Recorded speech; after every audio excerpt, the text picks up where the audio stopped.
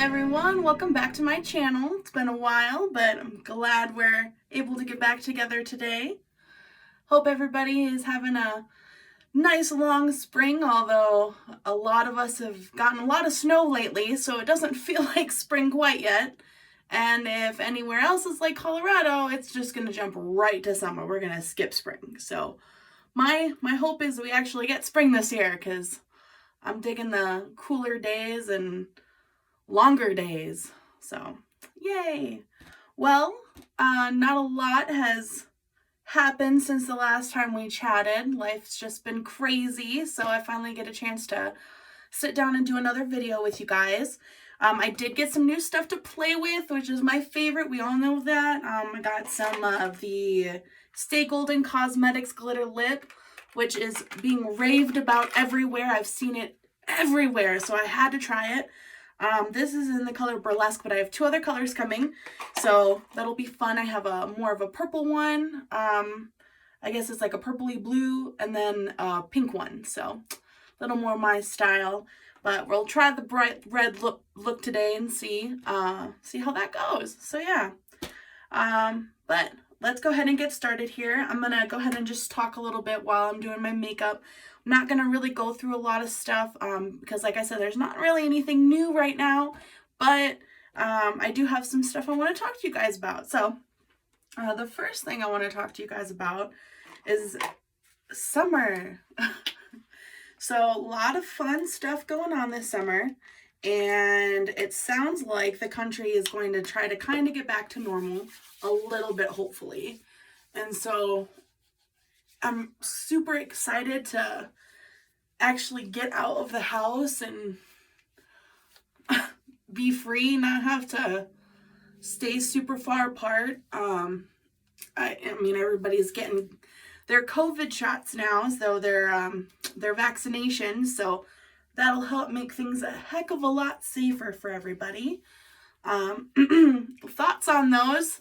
Some people have had particular reactions that they said weren't possible, and others have had no issues. So if you have gotten your COVID shot already, go ahead and comment below and let me know how you're feeling. Make sure you're okay.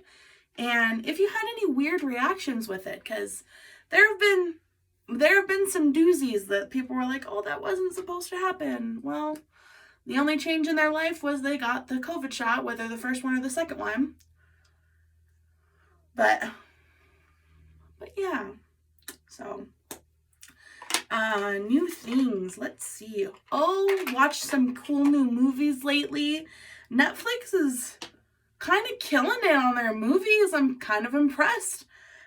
They definitely started off real rocky back in the day, but the more and more they kind of do stuff, like the more comfortable they get with how they're casting people and who they're casting, and they're being, they're bigger now, so big stars want to work for them, and it makes things so much better. And I hope that it doesn't significantly reduce their pay, but I'm sure Netflix is not paying as much as, the big Hollywood folks. So some of that they've got to be doing just out of the, the kindness of their own heart and for the love of acting. So, but yeah, lots of cool stuff on Netflix lately. Also discovered, what is it called? Paramount Plus, which is where all the Nickelodeon shows went. And my husband loves Nickelodeon, loves all the Nickelodeon shows, still to this day. Like, neither one of us ever grew up. We're still kids at heart, for sure. And so yeah, he really just super excited about it. And I gotta say, Netflix, that's where I guess my Netflix transition to Nickelodeon came from, has a documentary on there about how Nickelodeon came to be, and all the ins and outs of Nickelodeon and all the different stars, and kind of, it was created for kids and all that fun stuff. And it really brought back a lot of memories I didn't know I had of Nickelodeon. I remember when I was in daycare as a kid, my daycare lady, she would, turn the TV on to some kids shows, and we usually got there. We were usually one of the first kids there, because my family, my parents worked a long ways away. We lived in the middle of nowhere, BFE, South Dakota, and they were the closest daycare to us. So we would get dropped off super duper early, and I remember the only thing really being on was stuff on like Nickelodeon and like PBS, I guess, and stuff like that. So a lot of my earlier memories, although I do claim myself as a Disney kid for life, Disney for life, I definitely remember a lot of Nickelodeon shows. So just kind of seeing how they decided on what, and how like the creators and everybody, how everything came to be, like Face being a disembodied voice, but it being really weird, so they weren't sure if kids were gonna like it. And Face was my favorite part of Nickelodeon. Like, he was our babysitter. He made sure we were paying attention. He asked us questions. Like, it was fun. But yeah, so super, super cool that Netflix still has it on there, considering now Paramount has their own network, their own app thing, I guess. And so, it's just super cool, and I'm glad that they're kind of promoting outside of Netflix, like Blockbuster. I don't know if you guys have seen that. I love documentaries, so I watch a lot of documentaries, more than just about anything else, I think. And they did a documentary on the last Blockbuster, which is in Oregon, and I don't remember the name of the town right now. I'm horrible. I've seen it like twice now. I made my husband watch it with me. But the things they're doing during COVID and everything, and like how they've survived so far during all the shutdowns, after every other Blockbuster had long been closed, like, it's just incredible to me that they have that much of a cult following, which is really what it is. Like, they should have been closed a long time ago, but people love them, and I love them. If I lived closer to Oregon, best believe I would rent movies from there every week. Every Friday, just like back in the day, I'd be in Blockbuster picking out my favorite movies. And yes, I could definitely, go online and rent them or stream them or download them or what have you, but the nostalgia of being able to walk into a store that you don't have to buy, you don't have to commit to a movie, you can watch it and then get all your snacks and get your popcorn and you want some soda, some candy, or video games that you don't want to have to buy right away. You just want to try them out for a while, see how they are. And Blockbuster had all that. Like, oh, it was so great. And I guess they do have Redbox now, but it's just not the same. It's not the same. I can't pick up the back of the case in my hand, read the back. I have to stand there looking all weird while a line forms behind me at the kiosk box, reading all the titles and all the information on the descriptions for the movies and the game. No, And just the nostalgia. Blockbuster. And they actually are creating their own line of stuff right now too. So they have, and I guess I don't know how long, I looked them up after I watched the documentary. I looked them up online, and they have masks for COVID awareness. Like, they have Blockbuster masks, they have headbands and sweatpants and sweatshirts and sunglasses and stickers and lanyards and movie posters and just so much cool stuff. So definitely gonna be ordering some. I need to have at least one Blockbuster mask, and I definitely want a movie poster, just to have them. And the nostalgia of it all. But yeah, so that's been fun stuff. All right, let me do this. Apparently I can't multitask, so real quick. So this is my new palette. It's called Exotic Flavors. It's also by UCANBE, which I do have from the last video that I did. It's the same brand, same company, same formula so far. I have not tried it out. I just did kind of like a little swatch of all of the colors to see how they are. There are a lot of pressed colors, a lot of pressed glitters, which is fun. Like, they're super shiny, super shimmery. But then there's also a lot of matte colors, which after going over my inventory, I discovered I don't really have a lot of, which says a lot about me. They're all they're all glitters and shimmers and all that, all the glitter, because I'm a fairy or a pixie. Definitely like shiny things. I could be a mermaid, I don't know, but I like the shiny. So we're going to try a little bit of more of a mellow eye look today because we are going to go bold on the lips. And I will show you kind of as we get closer how to do this. I did already test the Stay Golden lip stuff once. I do have to say I have some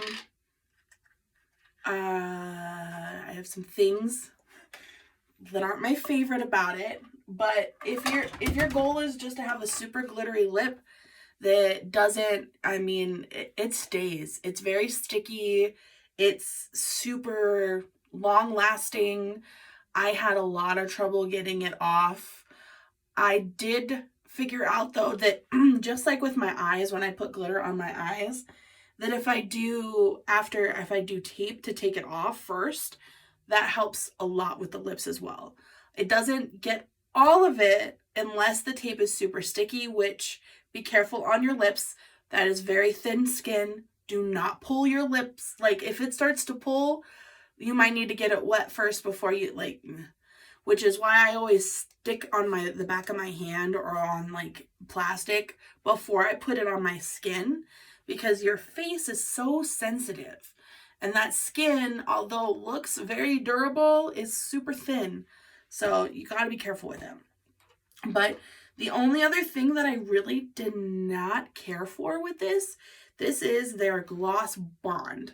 And it's the glue that you put on your lips. It's a gloss glue that you put on your lips to make it sticky.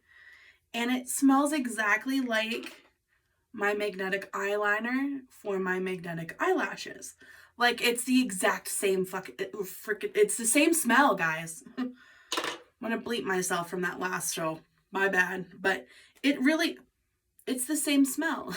And I'm not my favorite in the first place, but then to also have it on my lips. So if I could make any recommendations, it'd be to like make that more not whatever that smell is. And maybe that's just whatever formula makes this magnetic is the same formula that makes this sticky. And this is supposed to be safe for your eyes, and it attracts magnets. So I don't know. I don't create the stuff, I just wear it. So, but the other part about this that I do love is that it came with eyeliner to line your lips and all the glitter. I mean, there's an immense amount of glitter. As long as you have your glue, you'll never run out of glitter. Like I can't even, you'll see when I put it on later, but I did not put that much on. And I didn't even, like, my lips were completely covered. I didn't even put a dent in this, guys. And there was one time, and I felt like I had a lot of glitter on my face. Like, it felt like I had a lot on, but there wasn't that much. So, I don't know. We'll see. And like I said, I have 2 more colors coming. Technically 3. The other one's on back order. But they're super easy to mix and match too. So I have another glitter that I'm going to try that's supposed to be safe for like lip glosses and stuff like that. It's supposed to be to add it. So I'm going to try that with the red a little bit and see if I can make like a cool little lip look, but we'll see. All right, I'm done talking now. I'm going to go through this. But yeah, so yeah, new favorite is beautiful. All skin types, all skin colors. Everybody can wear a look in this. And I'm so emotional about stuff that makes it all inclusive for everybody. So I definitely cried a little bit when I opened it and I saw how beautiful it was. And the fact that there's just so many possibilities. Like it's not, you can't go wrong with any look. And even if you just want to try something and it's not for you, like there's so many other colors here. So, but yeah, all right, I'm going to go ahead and do this real quick while we finish chatting. I'm going to try to get through the rest of this pretty super quickly, so I do apologize, but yeah. So let's see, what else did I want to talk to you guys about? So with everything going on in the world right now and all of the different stressors in everybody's lives, it's super easy to feel run down and to get to the point where you just don't want to anymore. You just don't want to, you don't want to go to work. You don't want to function. You don't want to have to go to family night. You don't want to have to be, and that is okay. It is okay to need you time. It is okay to get to the point where you don't want to be a part of everybody else. You need a 5-minute timeout or an hour timeout or even a day timeout. Like, that is okay. It is sincerely okay for you to need to do that, but there's so much stigmatism on needing a timeout. And I remember when I was growing up, and maybe this was just my mom, but if we got really angry with her, and granted, I will be the first to tell you, I did not remember to do this a lot, but it was something she tried to like embed in us and like teach us that it was a coping method that we could do. And that's, if you get to the point where you just see anger or you're just full of hurtful things you want to say, or like I said, you're just done being around the rest of the world for right now, just walk away. Just say, hey, I need 5 minutes to myself, and walk away. And if you can't walk away to somewhere else, go in the corner of the room, sit by yourself. But it's okay to need you time. It's okay to need to go for a drive without your kids. It's okay to need a day with your friends without your husband. It's okay to tell your parents that you've been over at their house every weekend for the past 3 months, helping with everything, and have had no time for yourself, and you just can't do it this weekend. It's okay. And really, people need to do it more. We, especially right now, are so easily exhausted. We can run and run and run and run and run and pretend like we've got everything together, like there's nothing that can hold us down. And, we can, I guess not really fake it, but we could pretend all we want. But eventually you're going to get to a point where your body's done. It's not going to listen to you anymore. And either you're going to hurt yourself, or you're going to accidentally snap on the wrong person and say something you don't mean, or don't do the dishes for, a week because you're just so exhausted with life, or you let the laundry pile up, or, just something. And the only way to make sure that you are at your best 100% of the time is to take that time for you. And me, really, it's a lot of just kind of going to my room and putting on one of my Harry Potter games on my phone and just playing by myself while I listen to like murder podcasts. Sorry. I don't ever feel crazy thoughts like that, but for some reason those seem to calm me down. I don't know, maybe it's because I know I'm never going to get to that point, so it's more of reassuring almost. Either way, that's what I do. So take that time. Take the time to do you. You're a person. We're all human. Nobody can run it 100% of the time with no breaks. It's just not physically possible. It's not mentally possible. And you just shouldn't have to do it. So if you find yourself getting to a point where you're slipping, you're sliding, you're not sure what's up and what's down anymore, ask your husband to help you. Say, hey, I need to go somewhere for 5 minutes or for 15 minutes or, a little while, and I just need to have me time. And you better do it. Or have your parents come over, or if you have a sister that can, is close, they can hang out with your kids, or a nephew, but just make sure you get that you time, because as my boss likes to say, you cannot pour from an empty cup. Now, I will admit, I did see a post not too long ago about a mom who kind of is like, that's not really, I can't live my life like that. I have kids, I have family. I get that, okay? Kudos to you for knowing you can, but should you have to? The world is not fair. I get that. I get the world's not fair. And I get that we can't always get what we want. But you gotta get what you need, okay? And I know that's a quote from a song. And if you don't know that song, I apologize for swearing earlier because you're probably too young for that. Just kidding. But I'm just saying, like, I'm seeing so many of my friends that work their butts off. I mean, day in and day out, they're just work. They don't give any time for themselves, and then they wonder why they're so exhausted all the time. Well, honey, it's because you've worn yourself out. Your body is saying it can't do it anymore.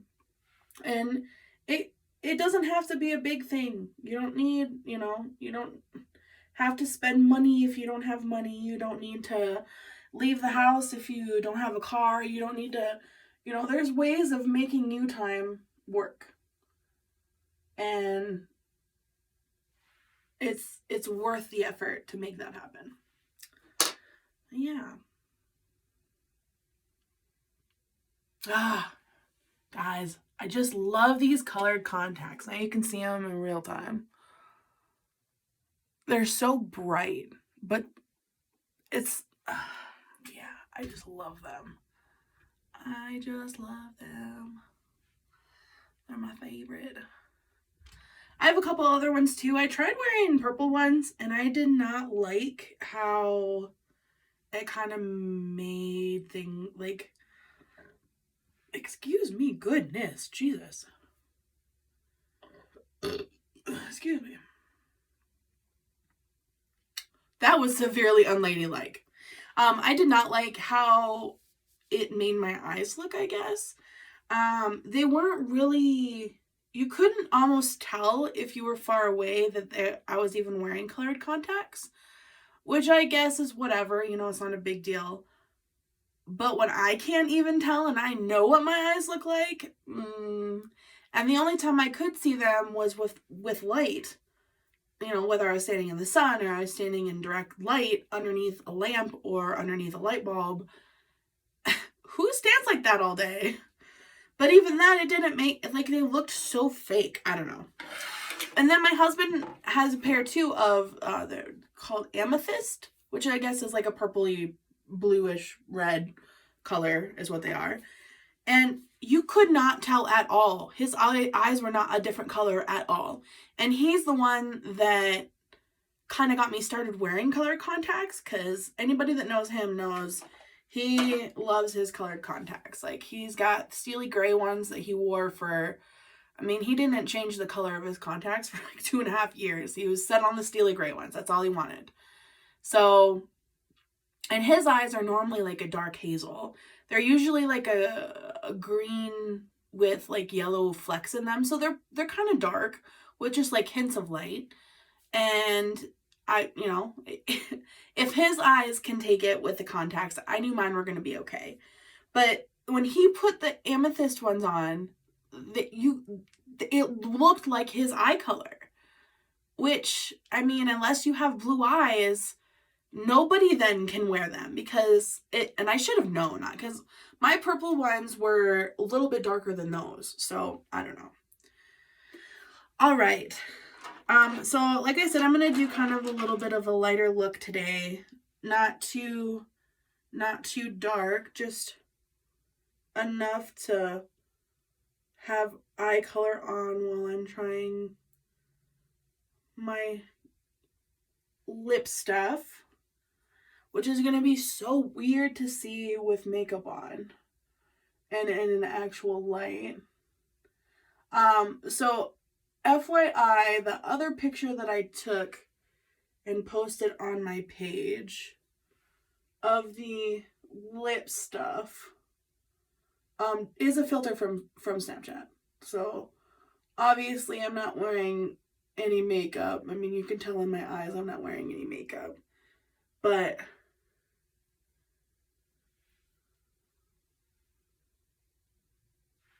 they really are that sparkly. And I'll show you later. Like, I mean, that's glitter glitter. You are putting glitter on your face.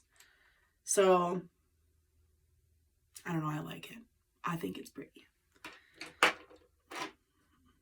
Is it my favorite color? Not really, but I mean, anything with glitter I love. Just put it on my face. Just put it there. Alright, so I'm really just kind of doing a softer brown tone look here, just to kind of give my eyes some shape. But then I'm really just buffing it out. I am going to put a touch of glitter on the inside of my eye, which I know, all the glitter, but I don't know. I was looking into stuff, and I think it'll look okay. I think it'll look all right. So we shall see. So if you're wondering, I'm just kind of patting this in here. I know I'm using a detail one, but it's because I want this dark color in a precise spot to start, and then I can always blend it out. So I'm just going to kind of put it in there, kind of shape my eye a little bit.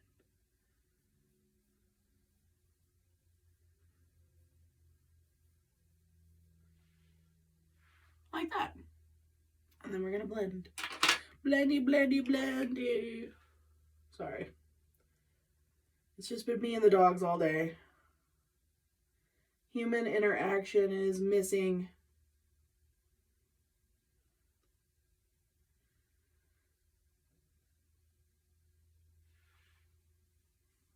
Blending. Okay.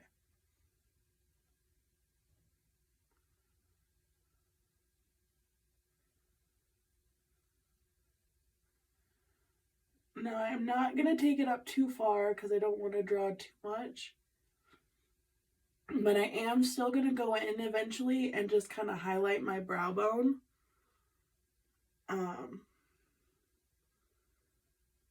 Because I'm not putting any color up there, it'll be a more of a soft color.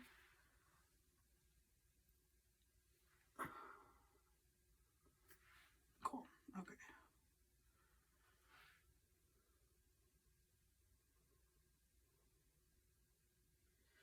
But I definitely want that definition below my brow bone.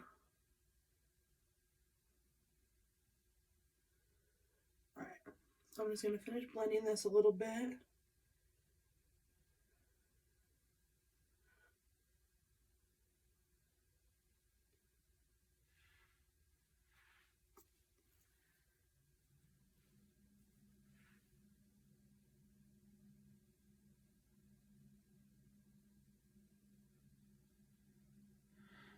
Oh.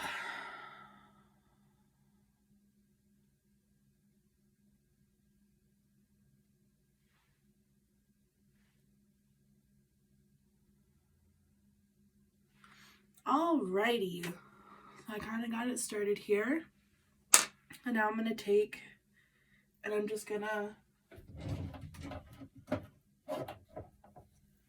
remove a little bit on the inside of my eye, just right here and right here on the inside, just so that it's easier to go over it, because I'm going to put concealer right here and just kind of lightly cut crease it so that I can put the glitter. And I'm not going to put the glitter on right now, but I am going to do it before I do my foundation. So, yeah, I'm just going to take this a little bit and just kind of clear it until right after the color on my eye. Right after. And I'm only taking it up to the crease.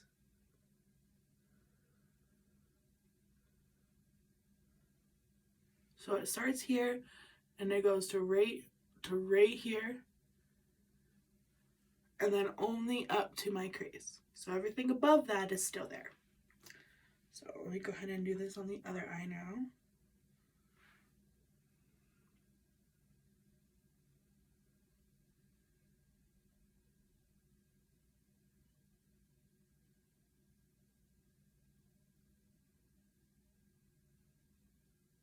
All right. So then the other thing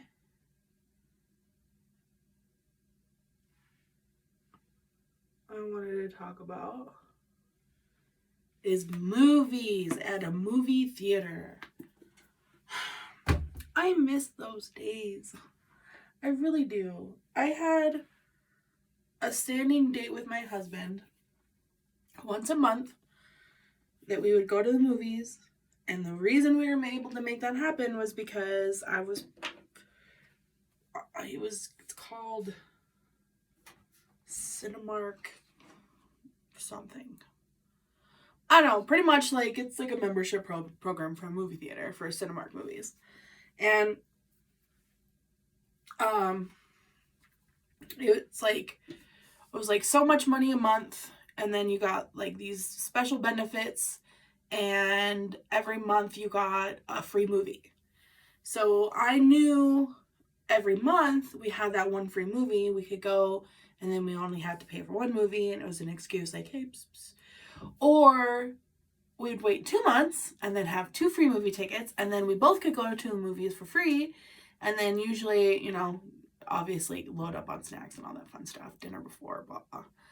But we can't do that right now.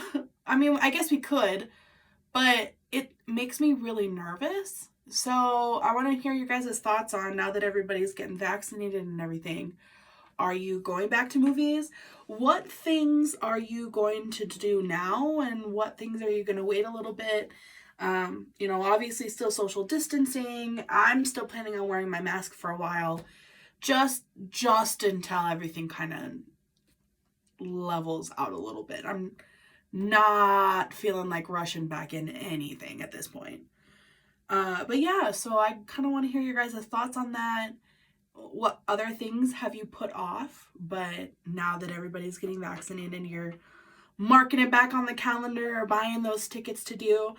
I'm in Colorado Springs, and we have a couple different things that have been temporarily closed before COVID even, that are now coming back to be available, or there are activities that are opening back up again.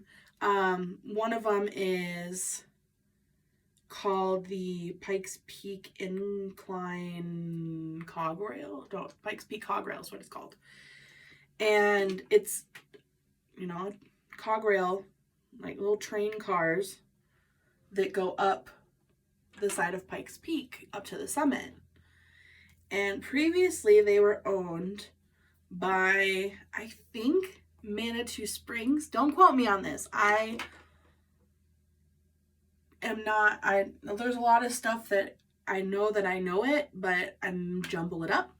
So I'm pretty positive, though, that it was previously owned by Manitou Springs, which is the little town that is at the base of Pikes Peak, and the Pikes Peak Incline. And previously it was owned by them. And then it got bought out by the Broadmoor, which is, if you're from here, obviously you know, one of the biggest names, one of the biggest businesses, benefactors in the Springs. I mean, they have the Broadmoor World Arena, they have a resort, they have a bunch of different properties.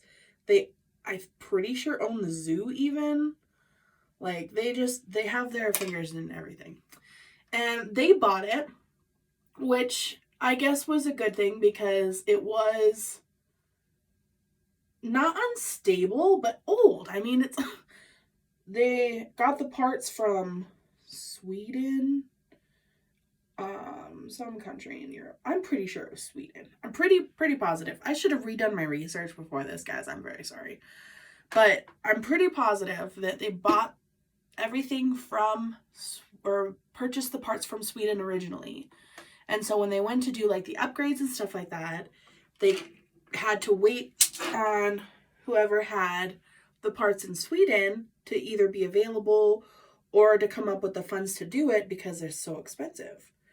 Which makes sense to me, but then, also really sucked, because I had never been on the incline, or on the cograil, I apologize, on the cograil. I've never been on the incline either, but it's going to be a while. I barely want to go up the international road. So, but I found out they were closing it down like 2 months before we had planned on going. We were going to go while my family was here for my bachelorette party, which was last April, and we found out they were closing it, and so we weren't going to go. No, 2 Aprils ago. Yes. Yeah, I've been married for a year and a half, so it's been 2 Aprils now. Oh, time. This last year is just a blur. I don't even know what happened. But anyway, so we're super excited about it. And they're like, just kidding, you can't go now. And I was so sad. I was so sad, you guys. I can't even begin to tell you how sad I was. I was so sad. And then I told everybody, I told my husband, I'm like, of course this would happen. I'm finally ready to go because I'm a chicken. I am such a chicken. I'm so terrified of heights. So terrified. I barely wanted somebody to drive me up there. Let alone ride a mechanical vehicle on a track at a 20%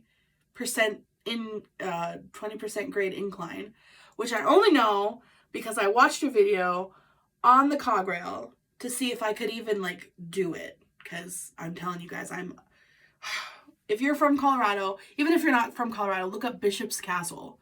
Okay, Bishop's Castle is famous in Colorado and maybe even surrounding states of Colorado for being a property and a project from a guy that lives here that is absolutely terrifying, to be honest.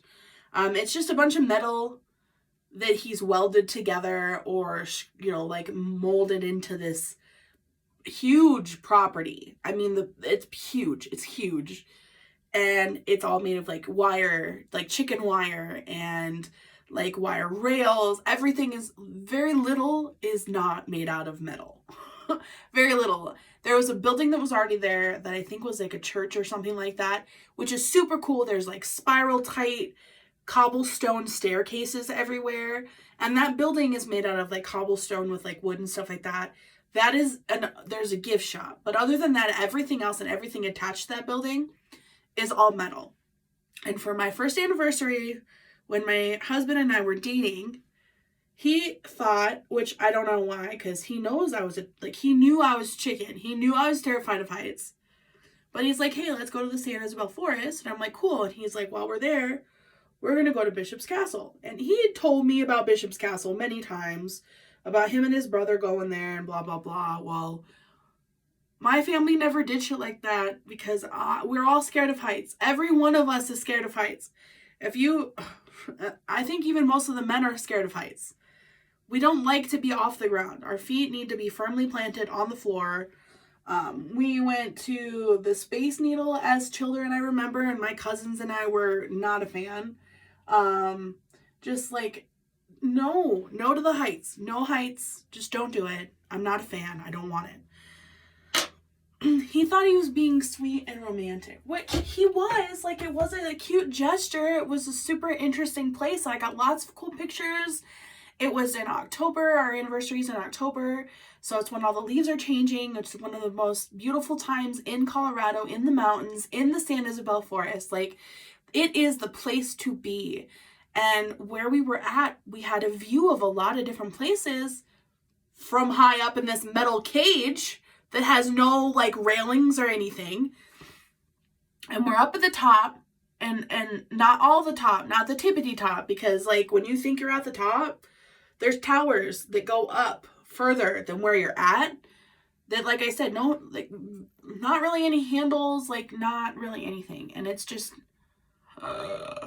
terrifying. So my husband, who was my boyfriend at the time, who was my best friend before that, left me to go take pictures at the top of one of these towers. Left me on the side of the building on the second floor, out on like where the railings are supposed to be that aren't there, where I could see the ground. beneath me through the floor I was standing on. I have not panicked like that in a long time, but I cried. I hyperventilated. I think I would call it my first real panic attack, because I've had panic attacks in my life, but nothing compared to that. Not a thing. And so he was trying to just run up real quick to the top of the tower and take pictures and come right back down and save me. And he was like, stay right here, I'll be right back. And I mean, really, the least he could have done is gotten me inside first. But I got myself inside. I was so proud of myself. I'm like, all right, we got this. I got this. Meanwhile, there's other people who are just as terrified as I am on the same area, but on a different side of the platform, obviously, because we're all terrified. And so I felt a little better because I wasn't alone. I'm telling you guys, I am not exaggerating when I said I was bawling my eyes out. I was freaking out. It was not okay. I was not okay.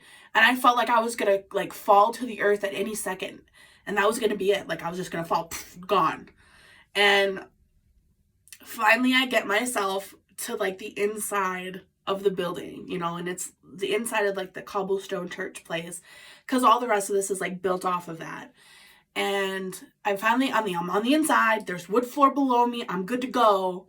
And then I started feeling ballsy. And so I was peeking my head out, and I'm stepping a foot out, and I'm like, maybe I might be okay. And I finally got to the point where as long as I was touching the building, as long as I'm my hand on the building, I could be okay to step outside, but I had to be able to jump right back in if I needed to. And if I wasn't able to jump right back in, well then I was freaking out again. So meanwhile, my husband comes down from taking his beautiful picture, and I'm like, I'm done. That's enough excitement for one day. My adrenaline is fine now at this point, but no, just no. And we get back downstairs, and we're wrapping things up, and he shows me the pictures he took. I can't even tell you which tower it was he was in, because I did not watch him go up it. From where I was at, he literally left me. He's just like, okay, bye, and then left me to figure out how to get back in the building by myself, freaking out. So when he got done taking the pictures, we looked back at all the pictures I had taken, and when we got there, I had taken a picture of the whole property, the whole building.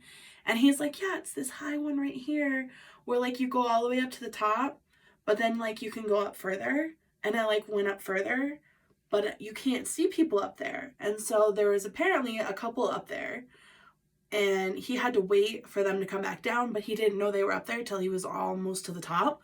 So then he had to come back down. There's not really any railings. There's nothing really to hold on to. And so when he finally got back up to the top and everybody was gone, it was just him. He's like, I was so scared I couldn't even look either. So I don't know what kind of pictures I took, but I took some pictures, and I laughed so hard, because then see, why would you bring us to some place where neither one of us want to, what? But it's all right. We both came back unscathed, nothing was wrong, we're all good. But it was definitely a memory we'll both have forever, because it was a lot. Oh man, guys, I cried. Even now thinking about it, I'm tearing up, because it was such a terrifying experience. I'm a weenie. I can handle claustrophobic spaces. I can handle lots of things. My husband and I are both terrified of spiders, but I'm the one that kills the spiders. There's lots of things that I'm terrified of, but I'll get over it. I'll be all right. It'll be okay. Heights are not one of those things. If I am not firmly planted on the ground, oh my gosh, excuse me. So when I was growing up, my grandfather worked for the airlines, and my grandmother loved to travel. It was her favorite. And so I remember going to California. I remember flying here to Colorado from South Dakota all the time, every year, all the time, a couple times a year sometimes, just, you know, flying back and forth by myself from, I don't know, probably the age of like 7. And it was not a big deal. Like, it was fine. I was fine. I'd been doing it forever. It was totally okay. No biggie, right? Well, apparently it has either been a distant memory for the rest of my body, or I just really, really am terrified of heights at this point, because my husband and I went to South Dakota. Gosh, this was a couple years, but it was when we got our dog, I call him a puppy. He's not a puppy.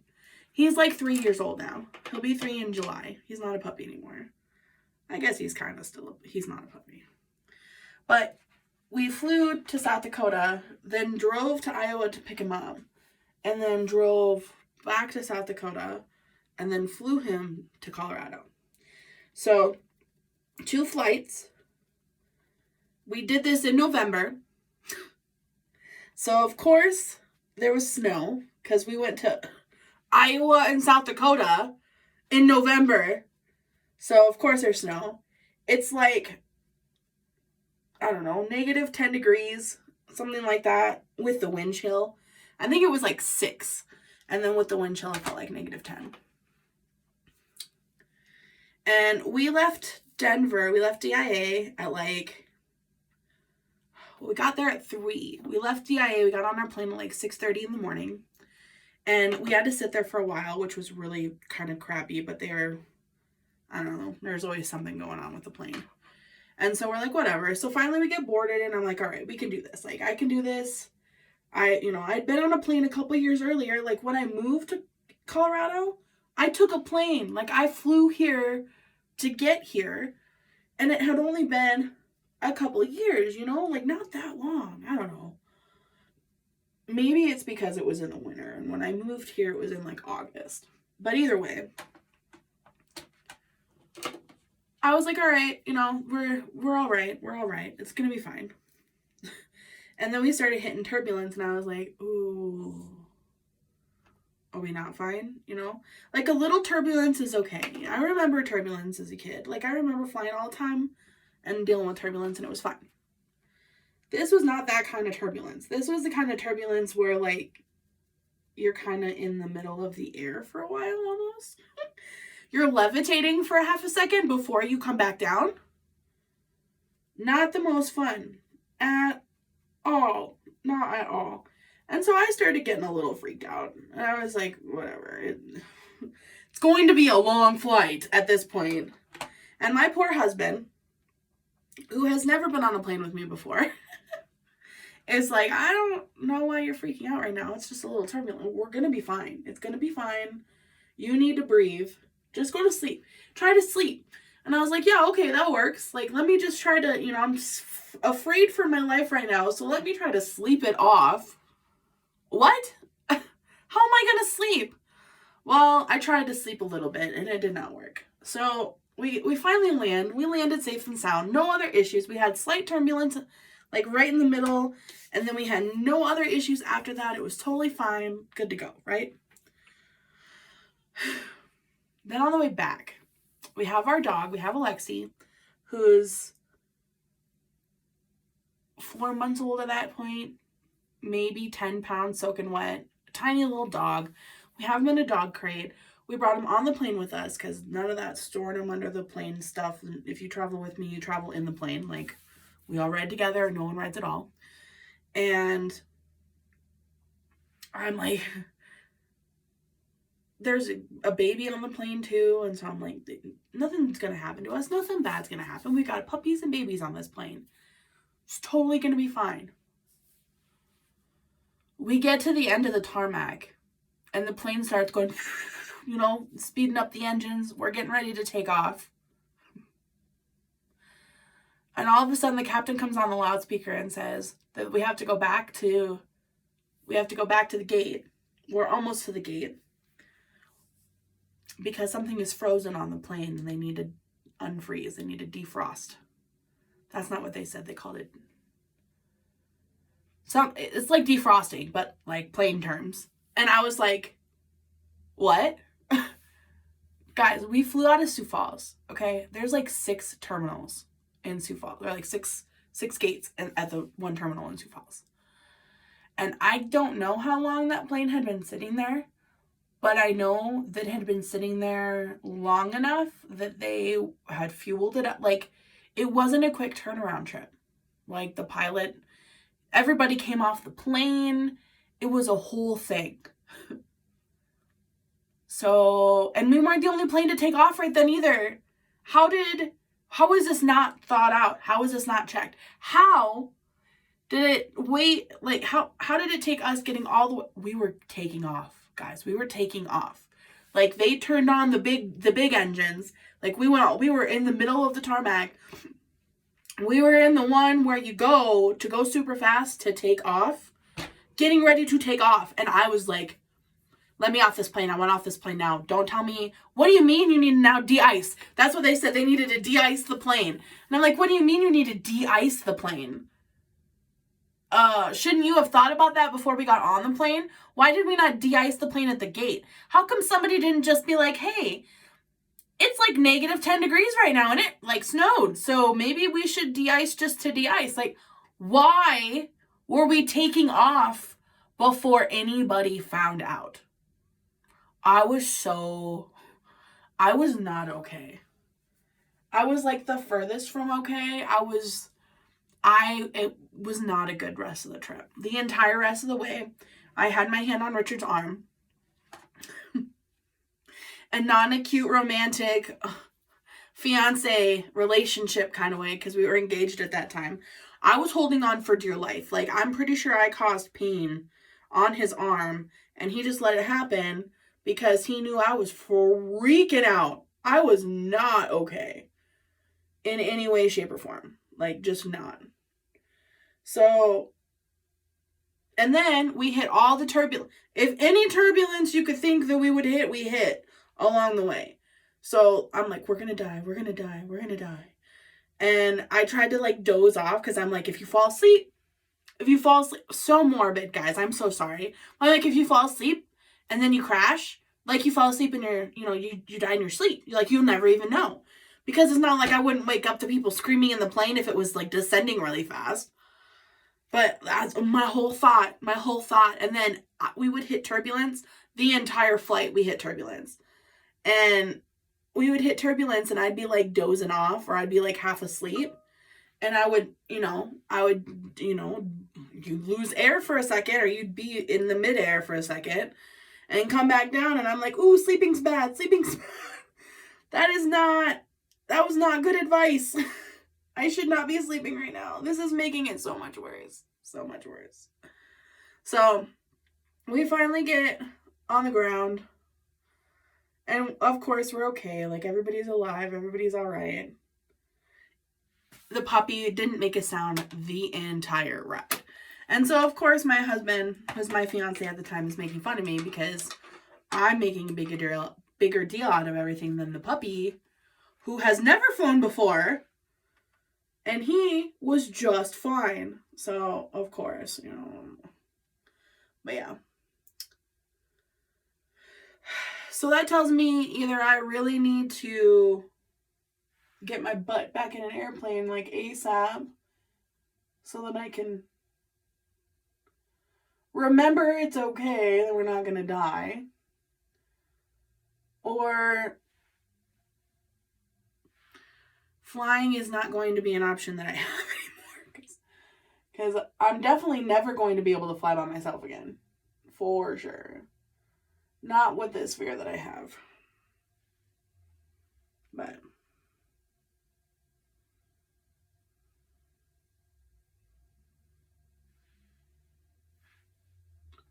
all right, well, I have proven once again to myself that I cannot multitask. Well, I can, just apparently not with you guys. One track mind. I'm good to go. I'm just, I got my eyes done for the most part. A couple things I need to do. And of course, I just dropped my eyelash curler. BRB. I put glitter on my face. I'm gonna go ahead and use my powder in the cover, goodness, and the color, the shade 0.05 Ivory. And I'm just gonna get all this stuff underneath my eyes real quick. I have become quite glossy lately, and nobody needs that. So I usually don't like to pack the powder, but I am going to right now, just for the simple purpose.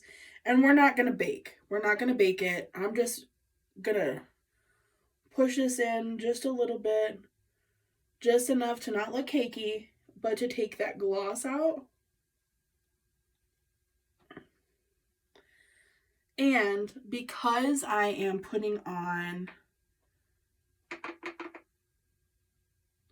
my contour stuff, this acts as like a contour. So the only places I'm putting this are where I would put my cream highlighter.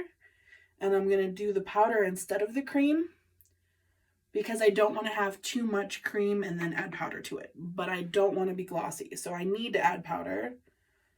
And if you put on cream over powder, it's not going to look good. That gets all crumbly and all sticky, and that is not good for anyone. No one. All right. So yeah, so if you can see, and this is just a light little dusting. A lot of it I just got off like the lid of the container. And then I'm not moving it around much. I'm just kind of pushing it in. Just push, push, push, push, push, push, push. And you can see it didn't really make a whole lot of difference, but it will 4 hours from now when it is still there and not a mess. So you can see it significantly reduced the like shimmer that I had going on. So, and it's not cakey, it's not cracking, it's not flawless, but darn close. All right, so then let's go ahead and I'm gonna do this real quick. But yeah, let's see, what else did I want to talk about?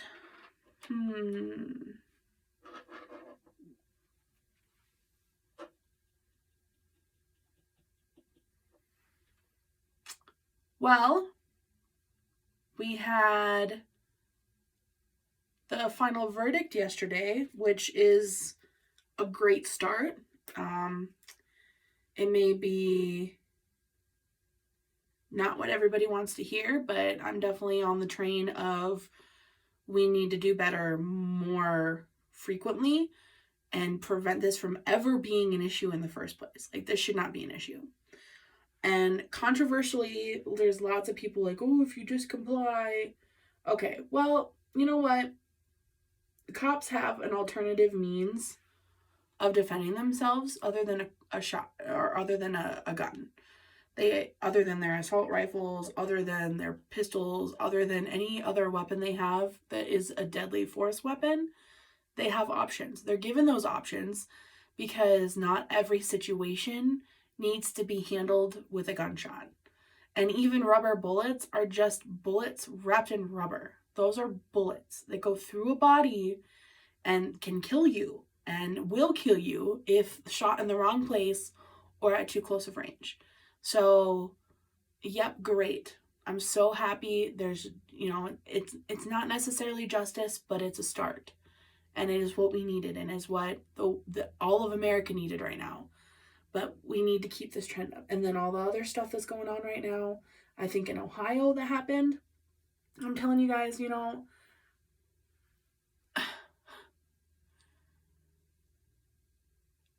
they are supposed to be here to protect and serve. And I have met and have relatives that are police officers. And as far as I know, they do their job. But I'll be the first one to tell you that not everybody that you know personally is the same person you know while they're working. Whatever job. Have you ever, for example, which is not a good example, but we're going to use it as an example. Have you ever talked to somebody who's worked in a call center their entire life on the phone? Not in person. Have you ever called that person and talked to them on the phone? I'm telling you what, it's a whole different person. That's a whole nother person there. Or if they talk to another customer service, so like if they call somebody for customer service, that's not the same person you know. That's their customer service person. That's a person trained to deal with that situation. And they deal with that situation however works best for them. They've figured out a method to do it.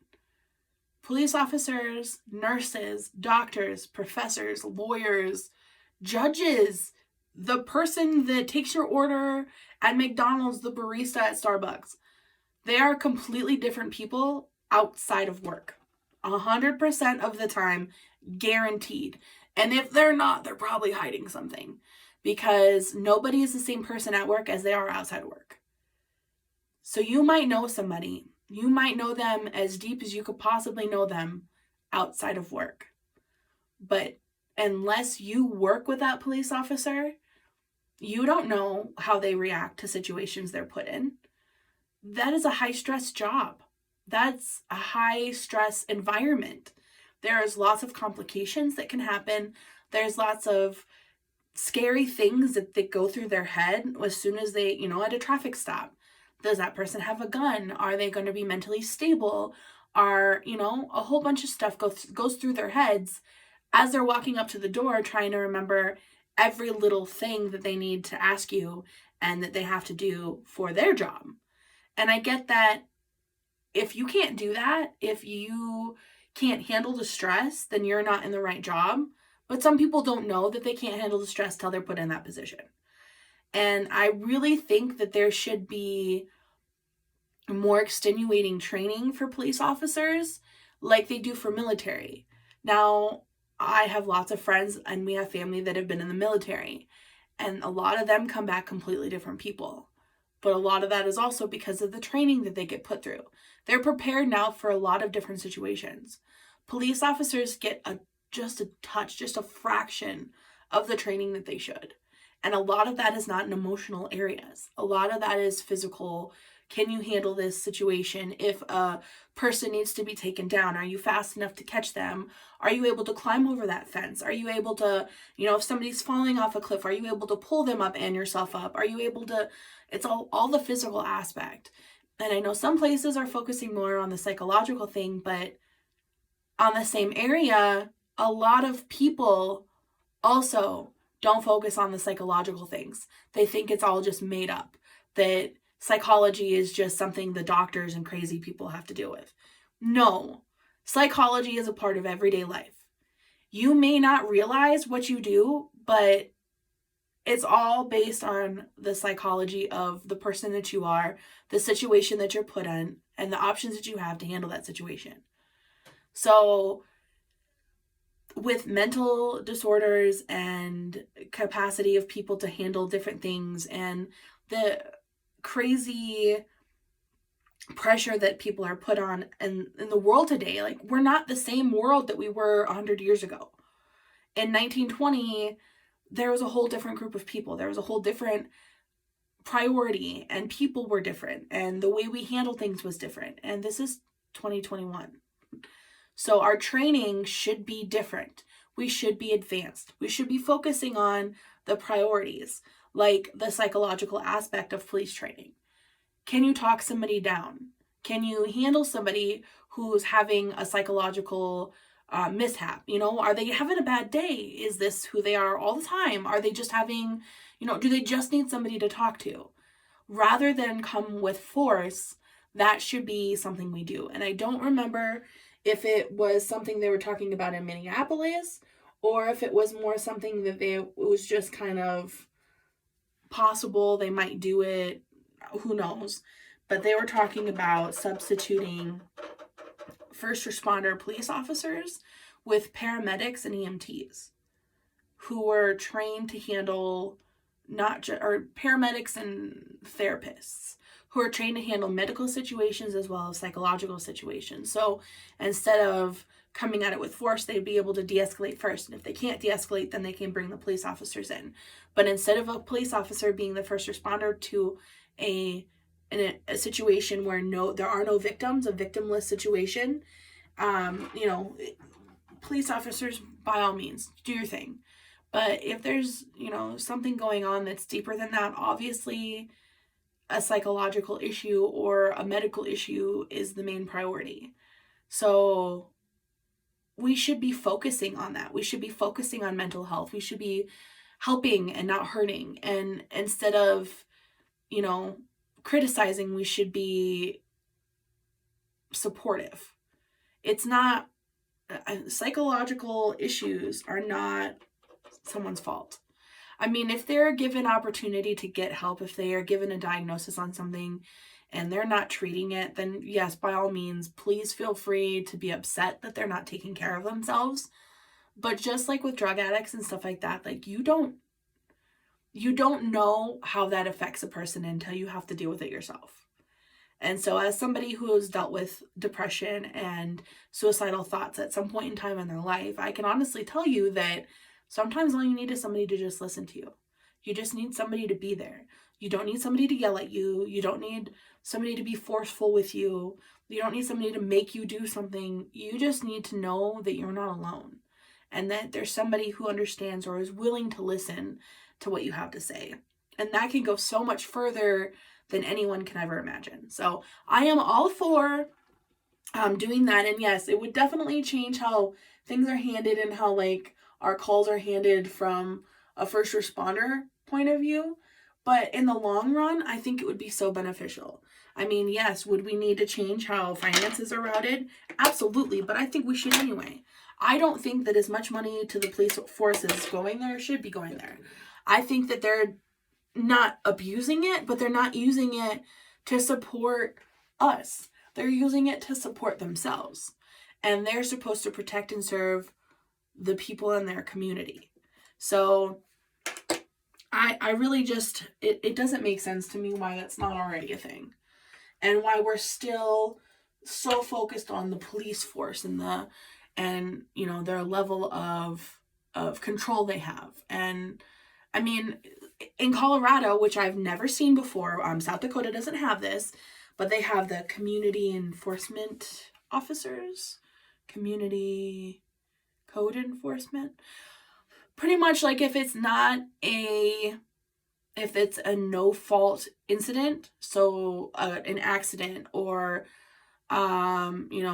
somebody's broken down on the side of the road and they're trying to change their tire on the interstate, or a water main broke, or something that is not a criminal activity where, somebody's being robbed or, something like that, kidnapped, anything like that. They'll have the code enforcement officers go instead.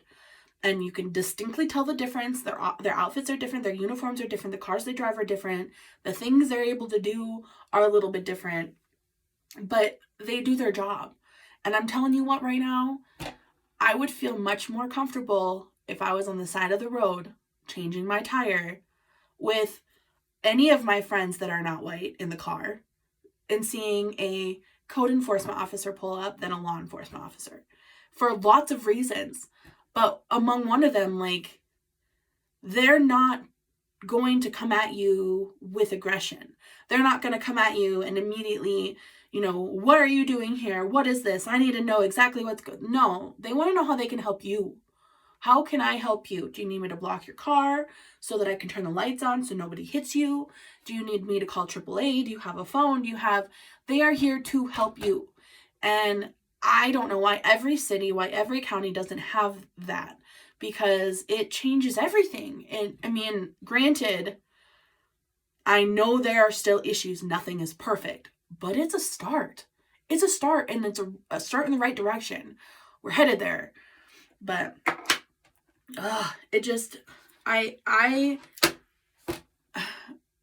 in my group of friends, white people are a minority. And to know that so many of my friends and so many of my family members are terrified to walk outside, can't even go jogging around the block in the middle of the day in a hooded sweatshirt. Like, they can't go get their mail. They can't go get their groceries. It angers me. I can't even describe how much frustration I have. And if I could, if I could put myself in their position and trade places with them in a heartbeat so that just for 1 second they wouldn't have to feel that fear, I would.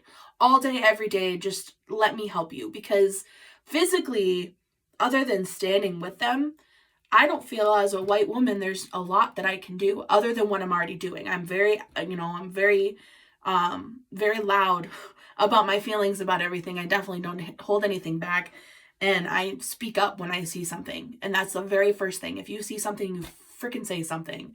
Do not let people act ignorant. Do not let them tear people down. I don't care if you know that person or not. I don't care. I don't care if that's your father, your neighbor, or some random stranger on the street.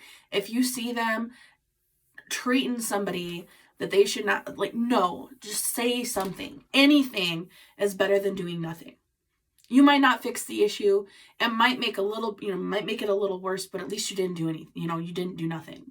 And it just makes me so mad. So hopefully, fingers crossed, in the next 20 years, this will all be something that is taught in the history books as to why you don't treat people this way and why our rules and our laws are, changed and why everything is different now, because we can't keep doing things the exact same way we've done it this entire time. We can't. Something's got to change. And if it's not going to be the laws, then we have to make those changes ourselves. It can't be acceptable. It can't be acceptable for somebody to threaten somebody just because of their skin color. It can't be acceptable for somebody to say something just degrading at a grocery store, at the gas station, at a library, in public, in secret, on the internet, through text message, on a phone call. It doesn't matter. It's not okay. It's not okay, and it can't be okay, and it can't be acceptable anymore. And the longer that people allow it to happen, the longer it's going to take for us to get over this. And the longer that takes, the longer people are feeling insecure and unsafe and fearing for their lives. And I can't stand for that to happen any longer. It's disgusting is what it is. It's absolutely vile that we still live like this. I mean, people are people. I bleed, they bleed, everybody bleeds the same color. Okay, unless you're an octopus, in which case you're not a person, you're an octopus, and this conversation is not relevant for you. Other than that, everybody bleeds red. And if you can't accept that as a level playing ground and a place to start with somebody you don't know, then maybe you don't need to be in this country anymore. Maybe you need to go somewhere that is accepting of people with your state of mind and with your mentality, because it's not here. It's not here, and it's not anymore. It won't be tolerated. And it just, I can't wait for the day when my friends and my family all feel they are treated equally. And really, honestly, the same goes for sexism in this country. I'm so tired of men talking to me like I can't do things that they can do. Because for so long, it has been accepted that they can tell us that. They can tell us that, oh, you just need to stay in the kitchen. You just need to handle your business. You just need to, I'll handle this and you just handle that. No, I got this. You don't need to, I don't want you to have to worry your pretty little head. Oh, the next time somebody says that phrase to me, I can do anything a man can do. I've proved it to I've built bookshelves. I've changed my air filter in my car. I've changed all my tires. I know how to change my oil. I know how to put a window in. I know how to use a screwdriver. I know all different sizes of tools are. I know how Nope. And I know far more women that know how to do more things around the house than men. And I'm not saying men can't do it, because they can. But how dare you tell us that we can't, or that we shouldn't, or don't worry your pretty little head about it. Because it's not okay. That's also should not be accepted anymore. This is not the 1920s. Women do not answer to men. Men are not in charge of the household. They don't handle all the money. They're not in charge of the finances. They're not in charge of the medical. They're not in charge of, no, nope. Women are strong, independent forces, and we shouldn't be talked down to like we're not. Black, white, Asian, Latina, like it doesn't matter. We are strong, and you can get off our backs about it. I don't really know a lot of men personally. Well, I guess I know a lot of men personally that are like that. I just don't have them in my life for a reason. But I know lots of people that do have men like that in their lives that have to just kind of suffer for it. Because either it's their cousin or it's their dad or it's their grandpa and he doesn't know any better because he's like 95 and that's just the way things are. And we need to get to a point where it doesn't matter if that's how you were taught. You need to learn different. Anybody can be taught something different. And if you're not willing to learn it, that's on you. You don't get to blame that on how you were raised. We showed you a different way. You chose not to do it. All right, guys, I'm going to finish up here real quick. I have definitely drug this on for about an hour longer than I intended to, but went off on a couple tangents there. So let me go ahead and I'm going to do my blush real quick. And then I'm going to do my lips. Actually, I think I'm going to do my eyes real quick. All right.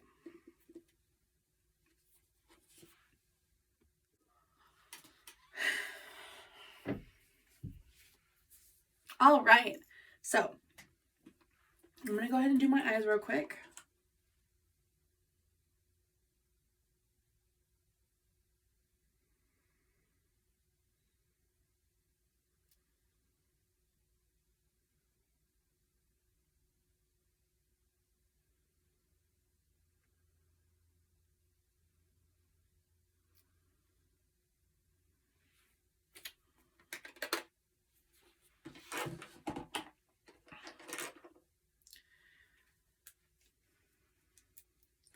I'm also, if anybody is interested,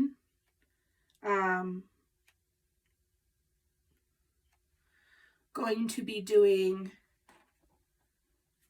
a couple different orders on a couple different molds for my resin projects, because I do have some cool molds, but I want to widen my inventory a little bit so that I have more options. And when I do that, I want to get recommendations from people. So I was looking at doing handmade chessboards, and I think there's tic-tac-toe and checkers, and then there's some really cool tea candle holders. And so I'm gonna post all of that on my page. But then if there's anything else that you guys think I should get, or if I did get it and was able to make it, you would buy or know somebody who would want some customized, definitely let me know, because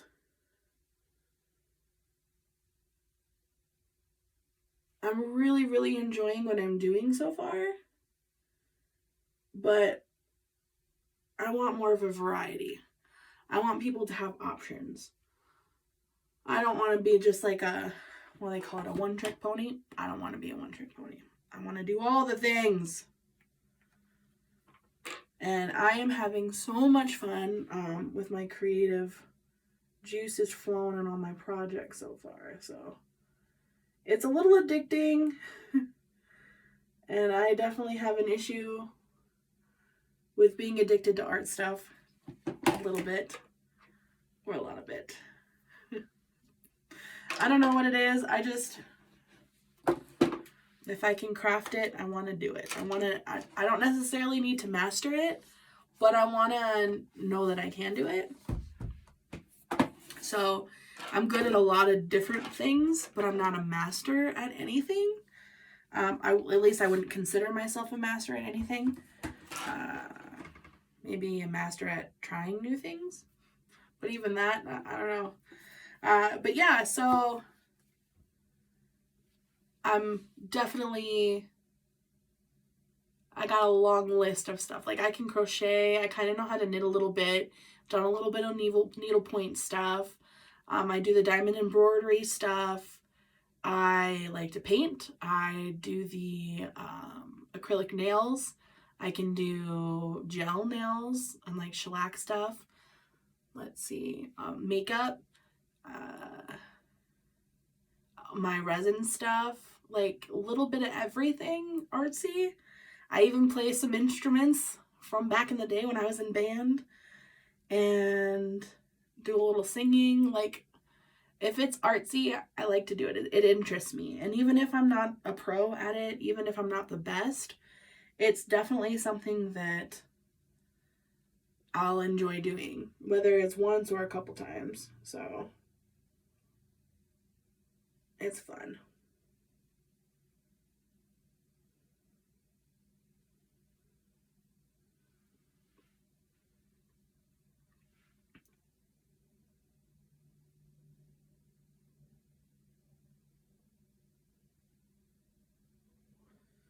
All right.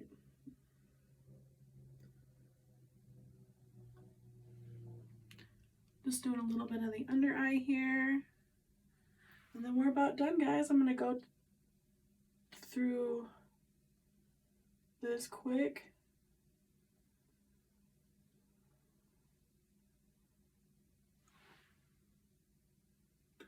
Now, I definitely realized that I talked about some controversial stuff today. And if I said anything to offend somebody who, well, just anybody, I shouldn't specify who, just in general, if I said anything that offended anybody, I do apologize. My only thing is that if your intentions and if your goal is to deliberately hurt somebody, I'm going to stand against it. So if your feelings are hurt because you're upset that I'm upset with the police officers, or your feelings are hurt because I'm not okay with racism or sexism, I probably am not going to feel bad about it. But anybody else, I love and respect everybody. I am 100% a people person. I don't intentionally ever do anything to hurt anybody.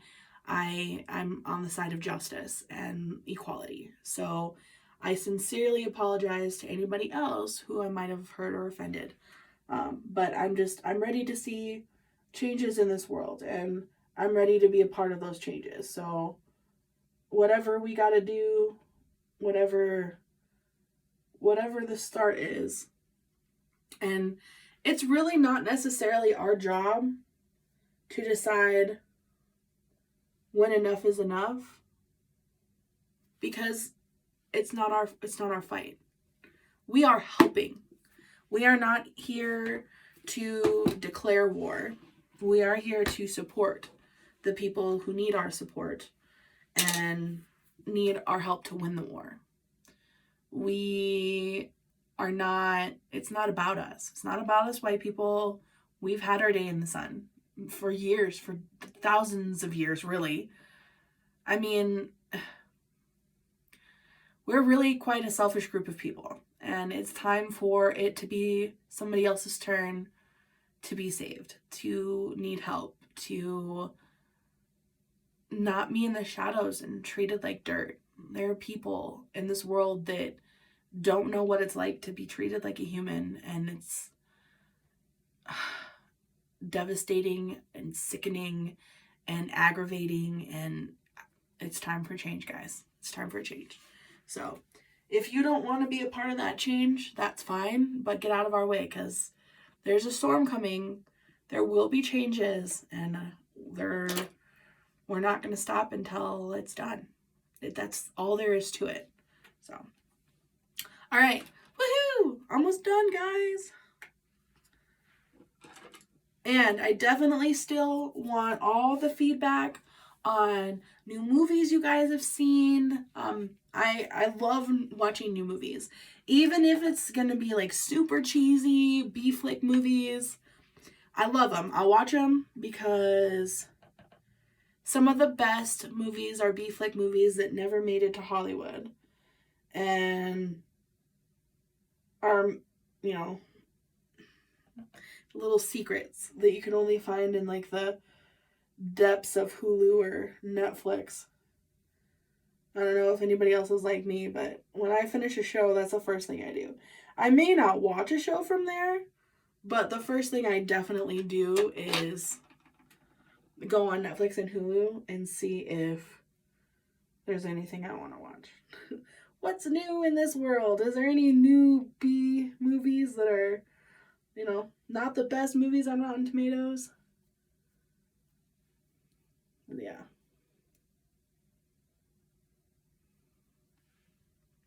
All right.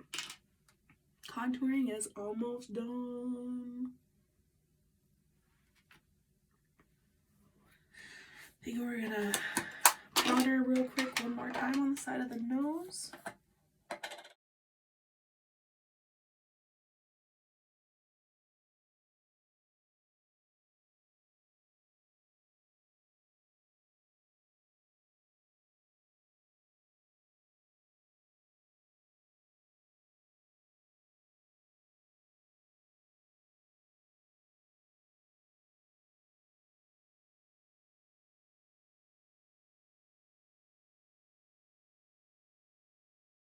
Alright guys, so little tip quick.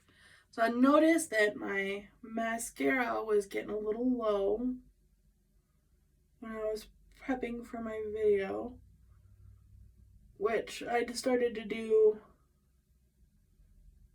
before my video after the first video so that I don't forget anything and I can see where I'm at and stuff. And I noticed that my mascara is getting a little low. So little tip, little trick, it works for a lot of products that are the liquid products. Obviously if it's like lotion and stuff like that and you're running low, but you know you're not out, you can always cut open the tube. Like for instance, my moisturizer is like it's gone. Like it's gone. I have another one on the way, but in the meantime, this was probably his last use. I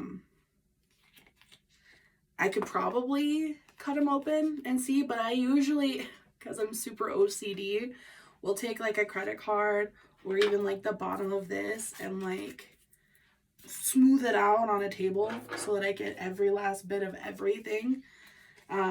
But this works for liquid eyeliners, for mascara, for eyelash primers, pretty much anything that's in like a liquid container. And I don't have one right now. But what I usually do before it's gone, because even when it's almost gone, it's not gone, is sit it upright so that the bottom is on the bottom in a cup. Usually a thin cup or a tall cup, not so that it lays down. You want to make sure that it stays upright. And then put some hot water. You don't have to boil it. Just turn your hot water on and let it get super duper hot. And then put this in that cup. And I would say let it sit for 15 minutes or so. Like I said, not boiling. You don't want it to boil. But then just let it sit for like 15 minutes or so. And all of the stuff on the side, everything that's been pushed around that never got on the brush will go to the very bottom, which is where the tip is. So you'll have access again. But yeah, a little tip and trick for that. All right, so I'm going to go ahead and do my lips now before I put on my eyelashes. I got my eyelashes all prepped, but I'm going to put some fake ones on. Oh, you know what I did not do? I'd have been so mad at myself. So mad.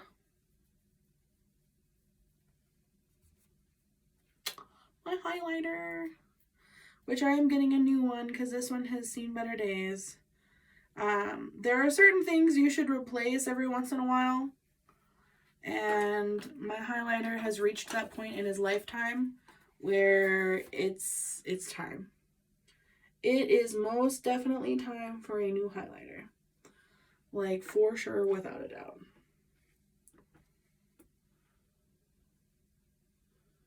So we're gonna go ahead and use this for now, though. And I know everybody's gonna laugh, like, you just, like, you put the powder on to not highlight your face and not make it look shiny, and now you're adding shiny on. Yep, I sure am. But I'm putting it in a specific place. It's not all over my face. It's just in one place. Well, 2 places. Well, 3. 4? It'll be in 4 places. Not my entire face. So.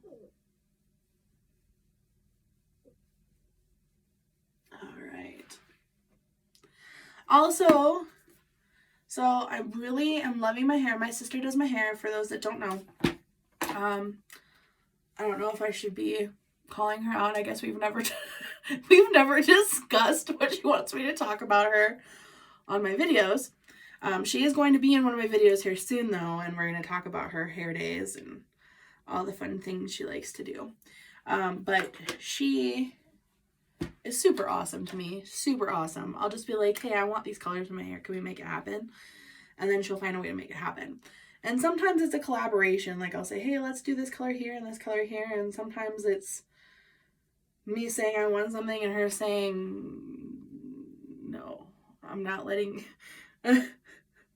I would not recommend that. And then, of course, I'm all sad but I want it.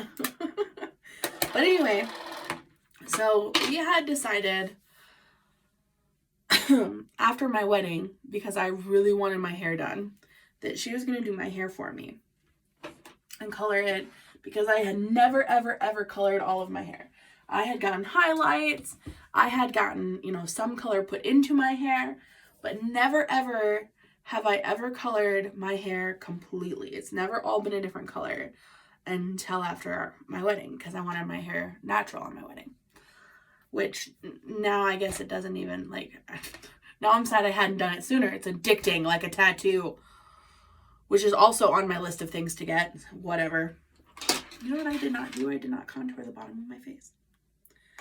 Anyway, so we were discussing what we wanted to do with my hair, because after the first time, I did not want it to be natural again for a while.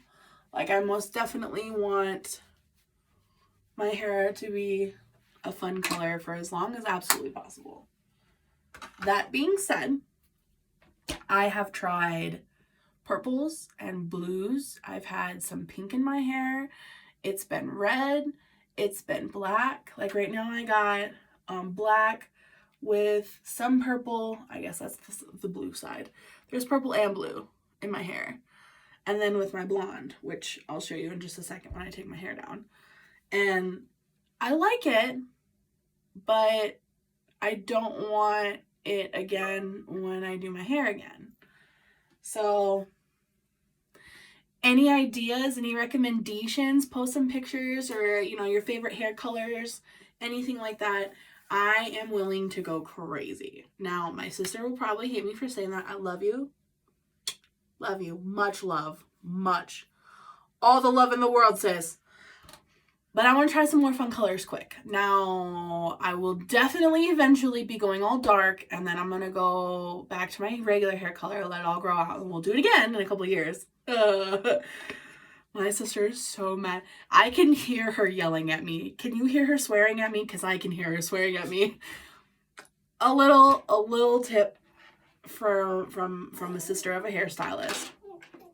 When you color your hair over and over and over again, all the times, like every time, and you don't let your healthy hair grow out, it really breaks their heart. Like, they're going to color your hair for you because that's what you want and you're their client and they love you. But hairstylists love also working with like natural hair. And so every time I go over there, my sister's like, are we ready? Are we ready to go back? Like, it's obviously, there's no way for her to like strip the color from my hair and then magically make it my natural hair again. It's going to have to grow out. But every time I go see her, I have her do something different with it. So it's going to be a while longer. But yeah. So, oh goodness, excuse me. But yeah, so I have my colored contacts, and I don't want to go back to my natural hair color yet because I'm still enjoying my colored contacts. But I definitely want to do something different. Now, I will say I am quite fond of the blonde. It is probably my favorite. My sister, who is my guru when it comes to stuff like this, has told me many times that the blonde is not her favorite look on me. So I'm willing to change it to something else as long as it's still fun. Like, I don't want to go just brunette, and I don't want to be just a blonde or just a redhead. I want some fun colors in there. So obviously, because my hair is naturally red and the shade of red that it is, a lot of stuff doesn't go over the top of red that lasts a long time. And we put like purple, I think it was like a dark purple, like I don't know, like almost like a midnight purple, and then red in my hair on top of my natural red, like on my roots. And the red washed out the first time I washed my hair, and the purple slowly faded to this gray color outside of my roots. So it was like my roots, and then they were red. Nothing happened to them. Nothing happened. They nicely transitioned into the gray, into the blonde, all that fun stuff. But my roots were my root color. And it was not, like, you can kind of see, we kind of left a little bit on some of it just because we're doing other colors in it. And I have my hair up right now, that's why there's that line there. But they're really, like, I can't, it has to be dark. And the only dark color there that will work is black. And the whole bottom half of my hair is black for that reason. So I should say, like up top, that's all, you know, colored, but this is just, or bleached, I should say. This is my natural hair black, and then I straightened it. But other than that, all the rest of it is all bleached. So, rambling again. Sorry, guys. Oh, don't mind that. That's my little one who's upset with me that I'm taking an hour and a half to do a video that was supposed to take me 20 minutes. So, he's ready to play, and I'm not quite yet. Okay, lips, eyelashes, and then we'll wrap up. I promise. Thank you so much if you're still watching. I appreciate it. All right, so my lips. So I did do this first already. I did try it anyway, I should say. And so I kind of know what I need to do today. I did, on the back, there's some handy tips to it, which I thought was super nice of them. But it kind of gives you how to apply with ease. It says, start with dry lips, apply the gloss bond to your parted lips one at a time. Once the gloss is clear, dampen the applicator and use it to pick up the glitter. Gently pat onto your lips to completely cover the gloss bond. And then it does say on here to use an oil-based makeup remover, which is probably where I had my issue because my makeup remover is very much so oil-free. So maybe if you do that. Sorry.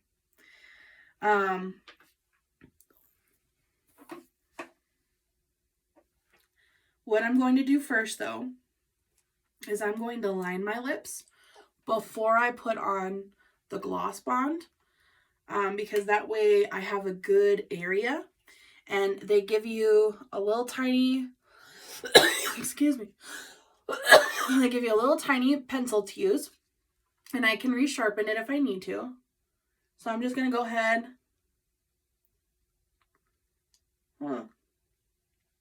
Sorry. I'm going to go ahead here And I did already put on my chapstick. I put on my chapstick actually when I did my moisturizer at the very beginning. So I would recommend doing that if you're going to put on moisturizer a good 30 minutes at least before you do this, because it needs to be dry. Like, it can't have oil on it, otherwise the gloss isn't going to stick. So, and one thing I did figure out, because I giggled when it said do one lip at a time, and I was like, oh, well, that's silly. First of all, what? I mean, does it really matter? Yes, it really matters. Only do one lip at a time, because this is glue. And it is very, very sticky glue, like almost immediately. So, I mean, it says wait till it dries to apply the glitter on it, but it gets, I mean, it's immediately sticky. So if you were to apply it to both lips, upper and bottom, and then accidentally close your lips, you might be stuck like that for a while. Now, obviously, not forever, because you can use an oil-based makeup remover to take it off of your lips. But in the meantime, that's inconvenient and a little scary and irritating. So just do one lip at a time, please. Just one lip at a time. Don't try to rush it.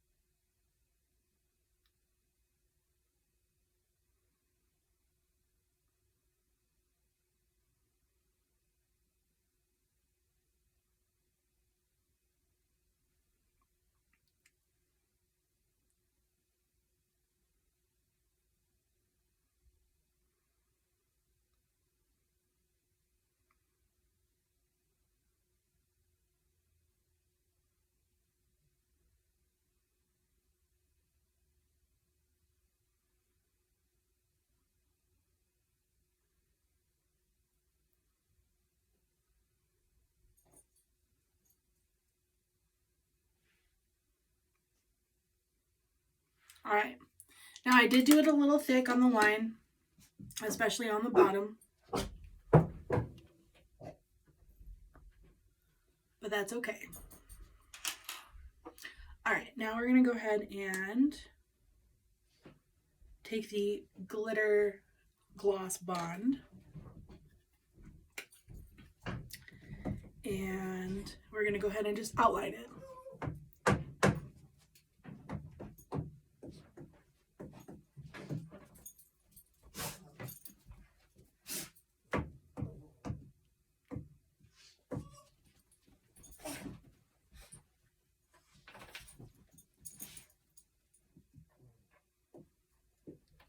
Alright, now I am going to do the upper lip first.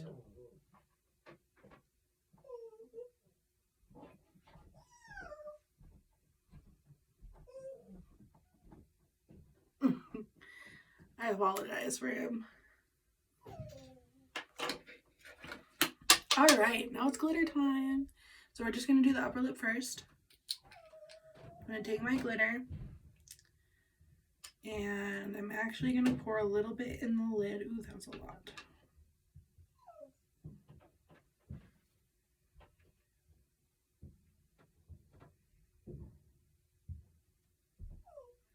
Alright, so I just put a little bit in the lid here. And then I'm going to take my little brush. It's got two. It's got a little feathery side.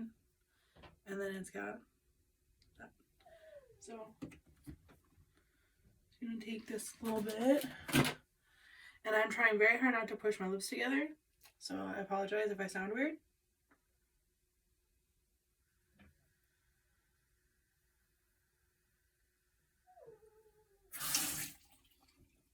Alright, so got that a little wet.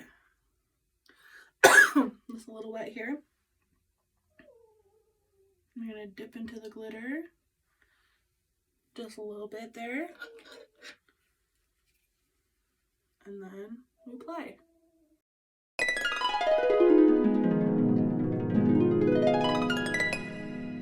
Alright, so I did the top one. I don't know if you can see it.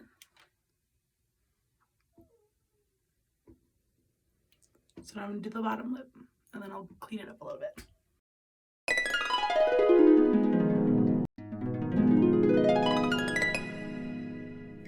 Alright, so I got that all done, and then I'm going to go ahead and transfer the glitter back into the lid.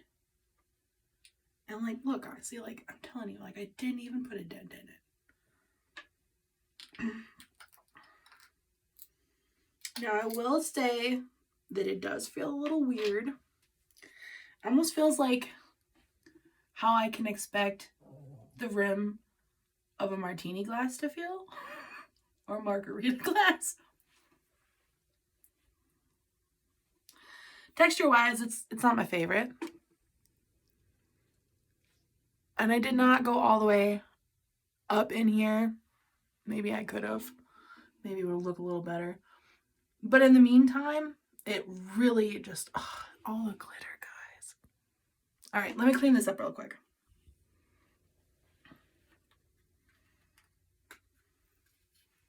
And to clean it up, I'm just going to take my makeup remover and a Q-tip.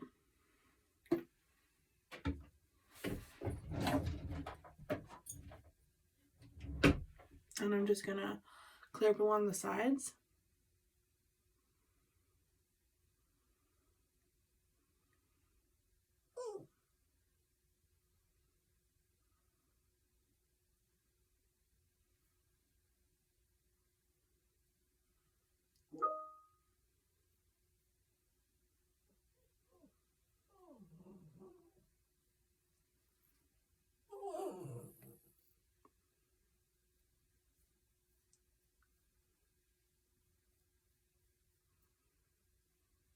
All right. So now that we got all that done, oh, you know what? I still did not put on my eyelashes.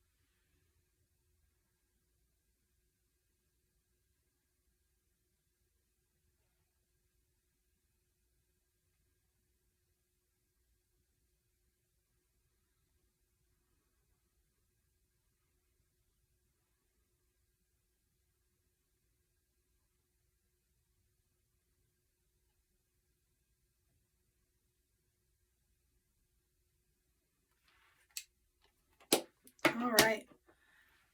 I think we're about done, guys. Don't forget to post your comments below on the hairstyles, movies that you like, TV shows that you're watching, fun stuff you're doing this summer. Now that we have the freedom to do stuff this summer. And then also, if you have had any weird reactions to any of the COVID vaccines, like which one did you take and what kind of weird stuff did you have to go through?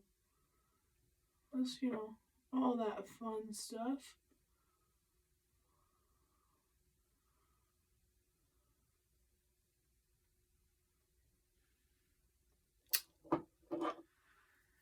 I really love this, guys. I really do. And I didn't add any other color other than the red.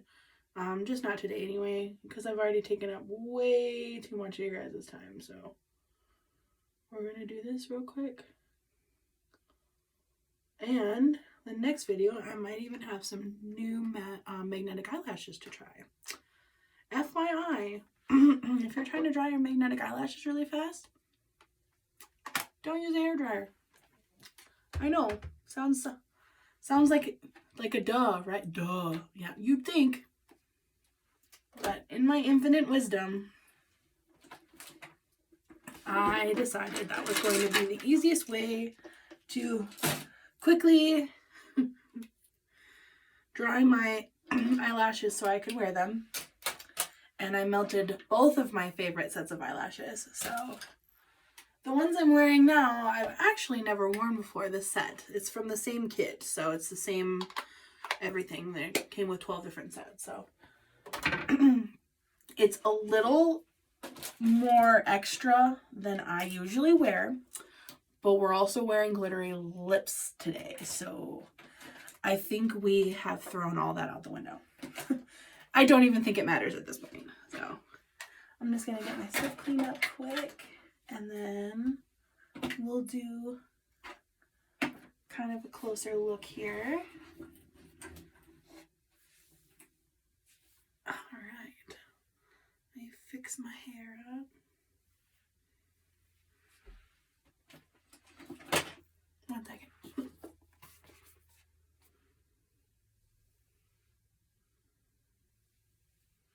Oh, speaking of, is anybody as excited about the new Cruella movie as I am? Because I'm so excited.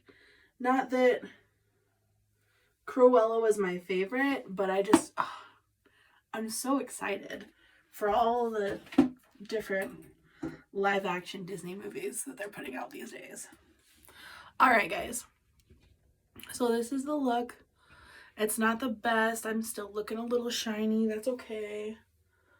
We'll go ahead and spray me down with my facial spray, which I don't know if I told you guys last time, but on Prime Day or something Amazon-y, this was a hot topic. Everybody loved this, so yay. And they do have 3 different scents. This one is the rose, because I love rose. But I think there's also an aloe and a regular. I guess I don't know what the regular smells like, but there you have it.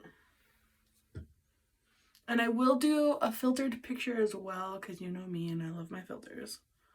But for right now, this is what you got. Yeah, you can see a little bit of the purple in my hair, all the fun colors. But I'm ready to try some more fun stuff, so yeah. But yeah, sparkly lips. And definitely love the eyeshadow palette that I used. Definitely, yeah. The texture is just so creamy, like it really, it's nice. It's nice. But yeah, thank you so much for joining me today, and I hope you guys have a wonderful rest of your day. Don't forget to leave your comments below, and I will talk to you soon. Oh, speaking of, watch. Nothing. All right, now. Mwah.